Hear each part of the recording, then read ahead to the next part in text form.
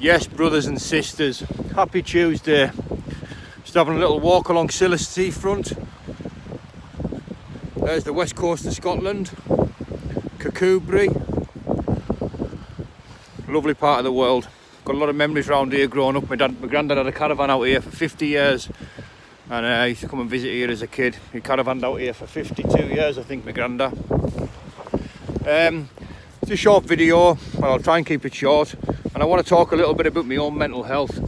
Something I've never disclosed on YouTube about, what I suffer from myself. I've had bouts of depression, on and off all my life. And before I say anything else, I'm not qualified to speak or to comment on anybody else's mental health. And I think it's ridiculous that some people call themselves, patrons or ambassadors of mental health, when they haven't had the first bit of training or they're completely uneducated on the matter. It's insulting, really. So I'm just going to talk a little bit about my own mental health and, the voices that's inside my head. I've expressed this at the fellowship a couple of times.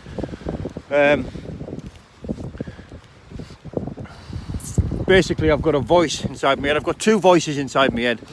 I've got that internal dialogue that I think a lot of people's got. I think a lot of people can relate to it. It's very much like when you're reading a book. Your lips don't move, do they? You're reading a book and there's a voice inside your head. And you've got control over that voice. You've got conscious control. You can have conversations in your head sometimes. And I think that's, from what I know and from what I learned about other people, that's reasonably normal.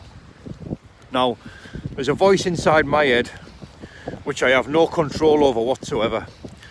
It's and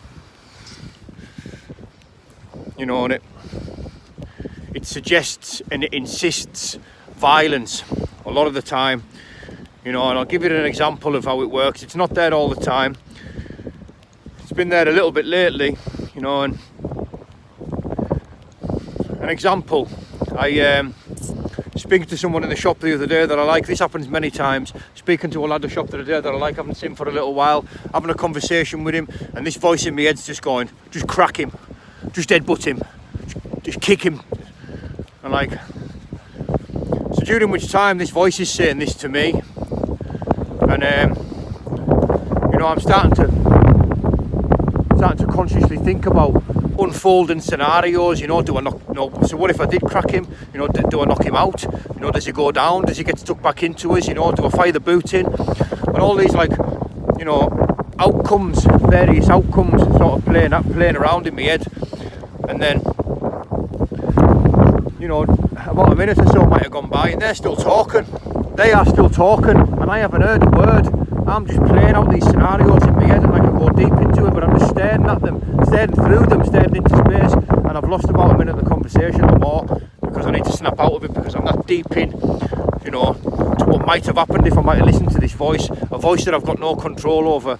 The voice started this morning again, and it didn't sit well with us at all because I started thinking about this psychological evaluation that I've got to go under, and started thinking about this voice, and then the voice started coming, telling us to do stupid things. And it's not that I don't have to act on it. I don't act on it. I have acted on it before, on drug fueled episodes and drink crazed sessions.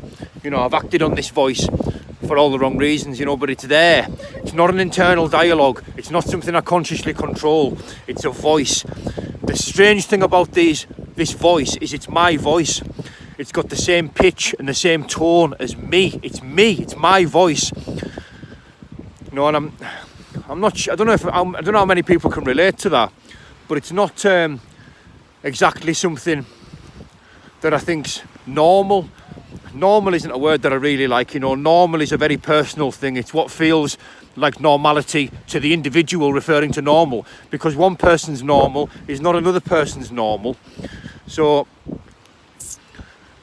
like I say, I'm of the opinion that that's not exactly what somebody would refer to as a level of normality.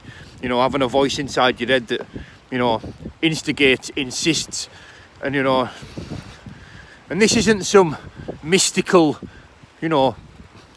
power of persuasion. It's an actual voice, my voice, telling me to do violent things.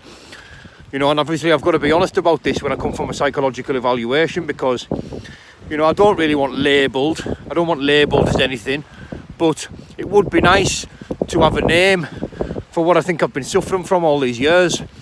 A lot of people on YouTube, a lot of the wrong people jump on the right cause for the wrong reasons. They want recognition, they want self-gratification, they want admiration for speaking about mental health, when in reality it's a very serious issue indeed, and very few people out there are actually qualified to comment on another person's mental health. It's like, it's insulting really, and it's difficult to listen to sometimes. People waffle on thinking they know what's best for somebody else. I don't know what's best for somebody else. I don't even know what's best for me. Because I woke up early this morning, struggled with my gratitude indeed. I've only just started to feel grateful now coming out here. Look at this, what a beautiful part of the world. And this is where I've got a lot of memories. I was driving through here, passing it on a job. I thought we'll pull over here and we'll have some dinner. I'm going to have a walk up and down the front and bring back a few old memories, and I have done, and it feels good to the point where I can, pick the phone up and make a video. So yeah, just a little ramble, a few insights into, what's going on in my own head sometimes. I do realise, I'm different. I've always felt different, as do a lot of people, as do a lot of people out there. Sometimes you think, am I the only person that thinks like this? Is there only me, that suffers from these things? And that's all I wanted to say. All right, happy Tuesday, everybody. Bye-bye for now.